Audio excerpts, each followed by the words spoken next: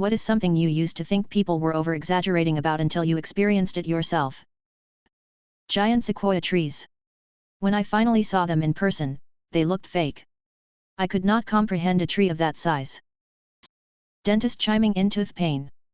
I knew academically how painful they could be, until it happened to me.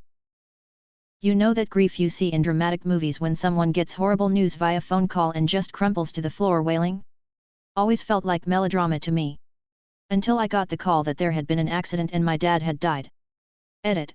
Thank you for all your messages and sharing your own stories. I'm going to try to respond to everyone. The physical pain of getting older. Damn. How much stress can fuck you up physically? When I was a kid, my mum had a horrendous job in a call center that made her so stressed she could barely get out of bed on her days off and was plagued by a mysterious allergy the doctors couldn't figure out. I figured it was depression at the time, but as an adult, I know it was literally stress because then it happened to me. My last job fucked up my wages and left me with pretty much nothing for food and bills after my rent for about 2 months. I got so stressed out I shed almost all the skin in my mouth/lips, had shooting pains in my arms, my skin broke out, my nails became really brittle, I was constantly nauseous and really gassy/bloated with no appetite, chest pains so bad I was sure it was a heart attack, and then like the day after the next payday, I suddenly felt pretty much fine because I wasn't as stressed anymore. That was in April and by mid-May I was 99% back to normal. My jacked up nails are still a little yanka-y but they grow slow. Chronic illness, there is absolutely no way you can truly understand the impact unless you experience it. How much a kidney stone hurts. Tinnitus. It's torture. Insomnia. Hot flashes. I didn't think they were this bad. I'm a 31-year-old man who took Wellbutrin for the past month and hot flashes are a side effect. I thought you just thought you were hot. No motherfucker you are. You're super hot legitimately, and you have to do something about it or you'll go insane. It's not in your head. It's your brain raising your temps until you can't focus on anything else. Old people telling when rain was coming based on arthritis symptoms. Edit.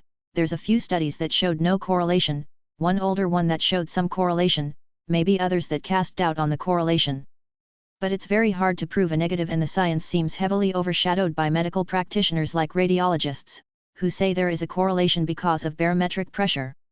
I also found it super interesting that the people who mentioned these studies in the comments were downloaded to oblivion. I wavered back and forth about making this edit, before realizing I value accuracy more than karma. Seeing stars. Thought it was an exaggeration until I had a very bad coughing fit, and suddenly I'm seeing stars. Perfectly fitting terminology. Edit. Thanks for the upvotes. And really cool to see all of your stories. Such a whimsical neurological phenomenon, right? That the older you get the faster your life goes by.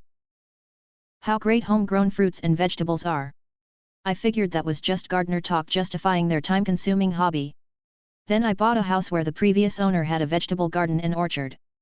That spring I saw these things coming up out of the ground and thought, is that asparagus? Cut them and cooked them and they were incredible. Then, the plums ripened. I never even liked plums but I thought I'd try one, so I pulled it off the tree and bit into it. Well, that's not bad. Pretty juicy. Fresh picked fruit is far juicier than the stuff in stores. So anyway, I ate another plum and then another, and the next thing I know I've been standing there eating plums for like 5 minutes and the juice is literally, I mean literally, running down my arms and dripping off my elbows. And those hard and sour strawberries you buy in stores are nothing like soft sweet strawberries slightly warm from the sun that never make it into the house because you just sit in the garden eating them as fast as you pick them. And of course, tomatoes. OMG. Once you start growing your own you will never be able to buy another one in a supermarket. The difference between humid and dry heat. Adults who carry around a backpack, what ya got in there? Remember that time when you desperately needed something and there were no shops around? My backpack has that thing.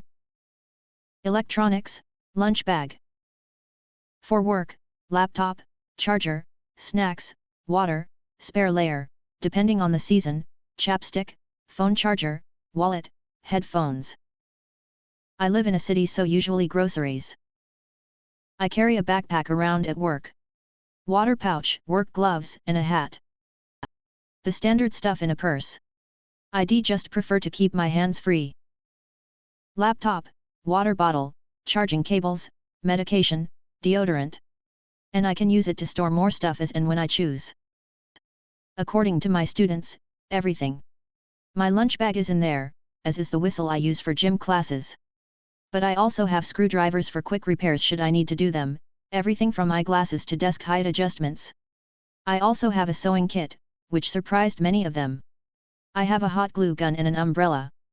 There's a VGA patch cable, in case Apple TV doesn't work and I need to connect to my projector. Spare pair of socks, too. A tiny civilization, like the one in the locker from Men in Black. I was homeless for about 2 months after my parents kicked me out. No one would approve a lease for me because I was only 18 and didn't have all of the required documents. My parents refused to give me them. Somehow just one backpack was enough for all of my possessions. I bought a gym membership totaling $1 a day, just lingered around there after work and took a shower. When it closed, I took my blanket out of my bag and used it as a pillow, and slept in the pitch black area of the parking lot. So yeah, just a cozy blanket, toothbrush and paste, charger for my phone, and a water bottle. I'm a guy and use my backpack like a purse.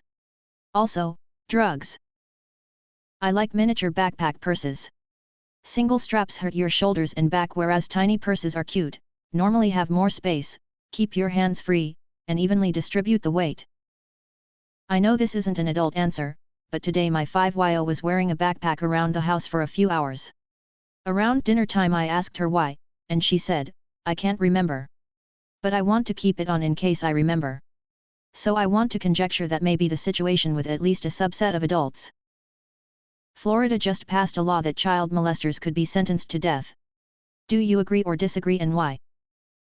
Let's start lining up the politicians and the clergy, see how long the law lasts. Disagree. If you make the punishment for molestation the same as for murder, then the perp is more likely to murder the child after the act, and not leave a witness. I would have to see the language of the bill to come to a conclusion on this. The term child molester makes you think grown adult perving on a grade school-age child. Unfortunately, the law isn't so black and white. How many teenage couples are 2 years apart and a year away from being executed by the state? Language is everything. I'm going to say the unpopular, and unpleasant, reality. Sentencing child molesters to death will result in less people coming forward. It's bad enough when the abuser tells you if you tell anyone daddy will get in trouble. Now try if you tell anyone, they will kill daddy. A lot of child molesters are related to the victims, or friends of the family. I don't think it's really fair to put that on a kid. You reported your creepy uncle for molesting you, so now we're going to kill him. Your uncle is going to die because you didn't keep your mouth shut. If a kid does let that prevent them from turning him in, then the law is worse than useless. It's actually helping the bad guy. And if a kid doesn't let that prevent them from turning him in, and the uncle gets executed, that's probably not going to be really great for the kid's emotional well-being. I just need to put this out there. Romeo and Juliet laws only apply to straight couples. Do I think a child molester deserves to die? Yes. Do I think there is a court or legal system on this planet even remotely qualified to pass that judgment? No. Some crimes definitely warrant death. There isn't a single person or system in existence qualified to make the call of which cases warrant it. I disagree because I disagree with the death penalty. Deleted.